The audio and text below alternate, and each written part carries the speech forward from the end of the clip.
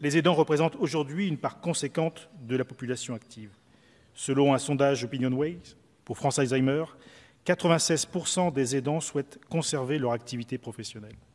Concilier vie professionnelle et impératifs personnels est un défi de tous les instants. Les aidants doivent être soutenus, autant que faire se peut, dans la préservation de leur activité professionnelle. Les difficultés qu'ils rencontrent au quotidien doivent ainsi faire partie intégrante des préoccupations des entreprises. Dans l'intérêt du salarié, comme dans l'intérêt de l'entreprise, il est préférable de privilégier une flexibilité des horaires de travail plutôt que des dispositifs ne permettant qu'une absence ponctuelle.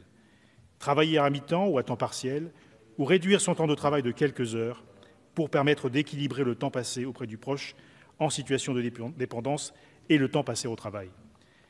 L'article 3 de la proposition de loi apporte de la souplesse aux dispositifs existants en permettant aux salariés concernés de transformer son congé en période d'activité à temps partiel ou de le fractionner sans que l'accord de l'employeur ne soit nécessaire.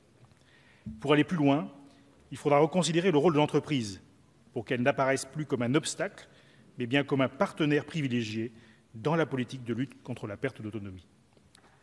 Un petit regret à ajouter, puisque la proposition de loi ne fait pas mention du volet formation des aidants.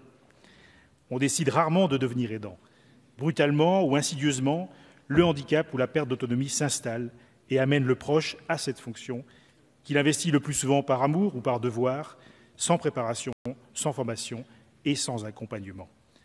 Lors des futurs débats, nous devrons donc intégrer à notre réflexion non seulement la formation qui permet d'être un bon aidant, mais aussi celle qui facilite le retour vers la vie professionnelle pour les aidants qui l'ont totalement ou partiellement quitté. Donnons aux aidants les moyens de relancer leur carrière en proposant, par exemple, une période de remise à niveau des compétences et des connaissances ou la mise en place d'un bilan de compétences et, le cas échéant, une formation de reconversion.